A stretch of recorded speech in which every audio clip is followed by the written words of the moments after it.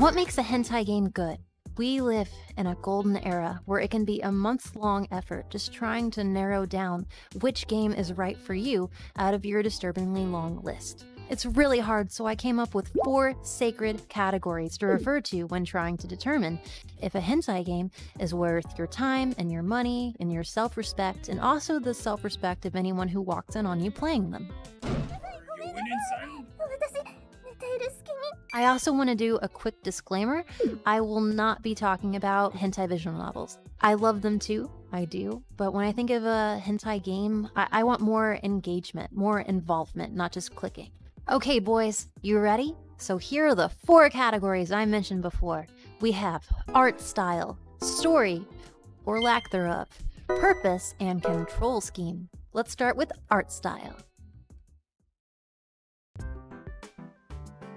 I've said it once and I will say it again. Art is subjective, and it's difficult to judge an eroge on its merits when you start out hating a fundamental part of it. I get it, and it's okay to have preferences. Some people like League of Legends and others like Dota. But at the root of it, guys, I can't tell the difference. They're toxic, and I hate both. A bad first impression doesn't guarantee an all-out veto. It doesn't. A game can hook you in a lot of other ways, and not just with startup gold. For instance, I dislike most Western art style games because I'm a filthy, cultured dweeb. But an art style won't prevent me from actually trying a game of art because I'm like sophisticated and shit. There's a game out there called Something Universe. It's a Western art style game taking place in the DC comic book universe. You like hypnotize the characters and stuff. I don't know. Basically, you're the baddie and you frick them, and it's a lot of fun. Again, it's not really my style at all. However, the game is, there's a lot going on. It's well done. There's a lot of content, and that's what hooked me. Now, contrasting with that, there's another game, 𝓱𝓮𝓷𝓽𝓪𝓲. I love that art style. It's really, really hot. It's like I'm there. Ugh. Okay. I love 𝓱𝓮𝓷𝓽𝓪𝓲, but when I initially downloaded it, it didn't have English subtitles. So like, I had no idea what she was saying. But I still played it and followed along, doing what the forums told me. I really liked the game, and despite evidence, I knew my Kanojo wanted me. And I didn't want to let her down.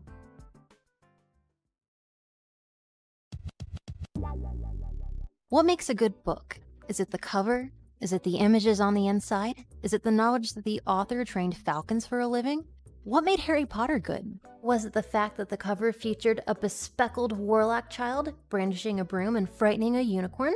Because that was there, but that's not what made it good. What makes a book good is its story. And the same cannot be said about hentai games. No. A beloved fan-favorite hentai game does not have to have a good story at all. For me, all I need is that shame. Oh, I love that shame. God damn it, Melody. You're such a creep. This is why you don't have friends. If you were going to make a hentai game yourself, you chose this noble, arduous road that is doing the impossible, and that's taking time to make a good story and good characters, and that it all feeds into the gameplay and it engages the audience. That's amazing. And that's so hard to do. But it's not required for making a great hentai game. So you get points, but it's not required. Some games out there, hentai makers, they do this phenomenally in an organic way. But other ones, they hook you into a pre-existing universe that already has a rich lore. For example, Witch Trainer does this by making the story based around the actions in the gameplay. Said game is about turning the character Hermione from an overly studious, stuck-up bee into an overachieving, slutty McSlutface. It's really interesting. The game, it hooks into a pre-established lore from the Harry Potter witch universe, and it takes those references from the books and the movies and warps them to fit this new theme. For example, like using house points to make Hermione do sex stuff, or like convincing her to drink polyjuice potion with a cat hair in it so that she gets really cute cat girl ears. All of this fun stuff would fall flat if the story wasn't interesting. And it's really interesting. It has funny writing and engaging characters, and it stays true to the overarching Harry Potter lore. Story does not need to be too dramatic or serious either. Vtuber games have great stories because they're less serious and add humor, breaking the fourth wall sometimes too. Same with games like Sengoku Rants. It has a goofy dialogue and situations while all set inside a serious and engaging story. Games like Honey Pop or Dead and Alive Volleyball barely have a story at all. The story just operates as a vehicle to feed you H scenes. It doesn't pretend like it's more than it is. On the other hand, some games need an engaging story, otherwise the H scenes just wouldn't be hot. Take for example the game The Last Sovereign. It didn't even originally have CG hentai scenes. It was just text-based, and the writing was really hot, but part of what made it hot was the world that it had built. It was well developed and it was interesting. Those aspects alone made the text-based H scenes even better. With the addition of images, it got more awesome because duh, but even without the upgrade, it was still doing a great job. It was the story and the world that got me hooked, and I'm not even finished playing it yet. NTR PG2 is similar to The Last Sovereign. I don't think I would ever say this game is fun. It's not fun. It's not a fun game. However, if you're into NTR, then it's really hot. Not fun, hot. It does an amazing job at what it does. Like, it makes you feel how strongly left out and excluded the main character is. It's very good at telling that story, a serious story. And that alone is impressive. But again, not fun.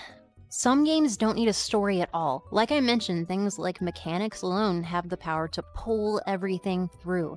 Think about games like CM3D2 and 𝓱𝓮𝓷𝓽𝓪𝓲. Sure, there's technically a story in there, somewhere, but what's really important to focus on is simply what you can do with it.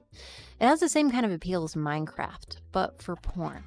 Here's a sandbox where you can create and fuck whatever you want. You can go crazy, give them all kinds of personalities and see how they interact, make them interact. 𝓱𝓮𝓷𝓽𝓪𝓲 has such good mechanics that its H scenes and its customization alone, that's what's important. It doesn't even need a story.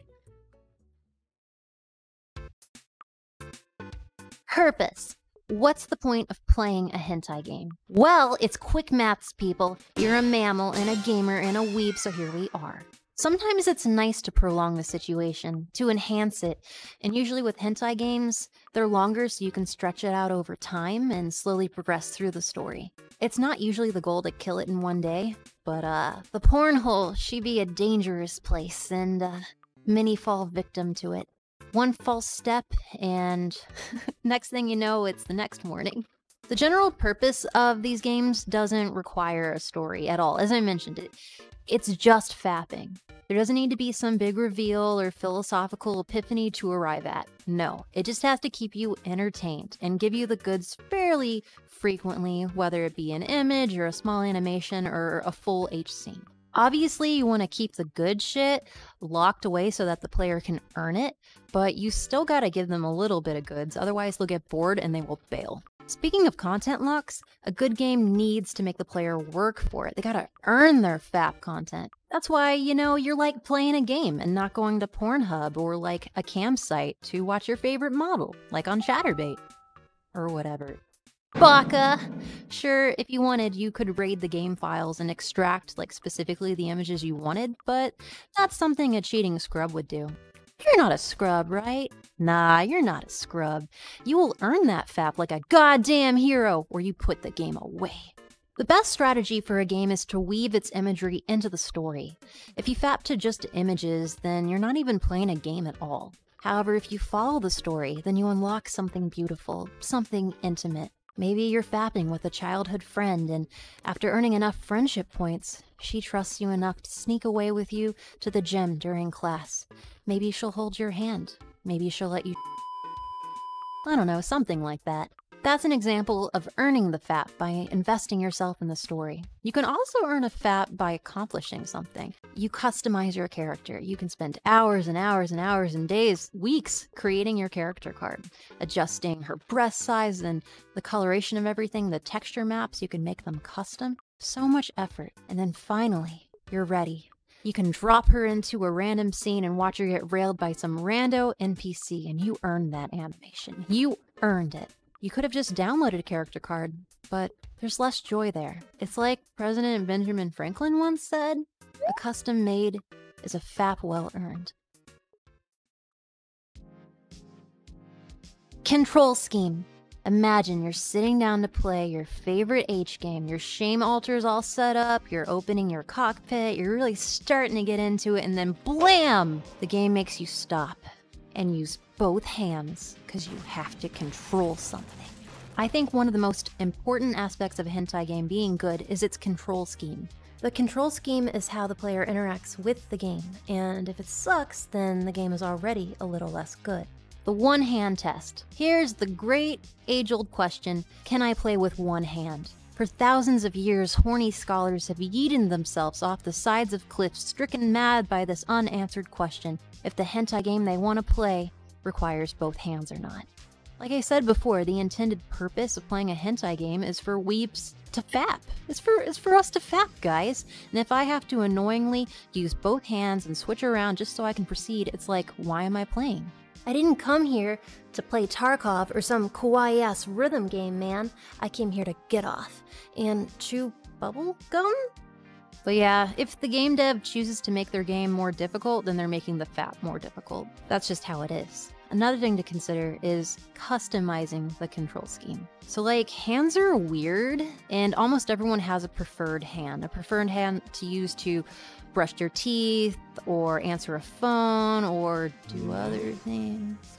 If a game lacks key customization in its settings and it forces you to have to use the WASD with your non-dominant hand, studies show that the human mind can literally explode. It's just awful. If a game wants to be better, faster, stronger, whatever the hell, their approach should be to help you fap, which is a really odd thing to think about, but it's true. You don't want it to be a hindrance. You want an easy, fun fap.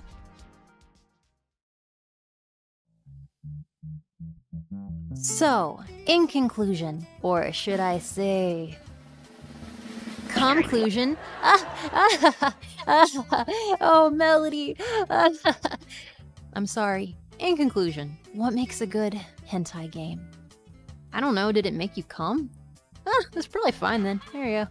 Have a good day. Bye.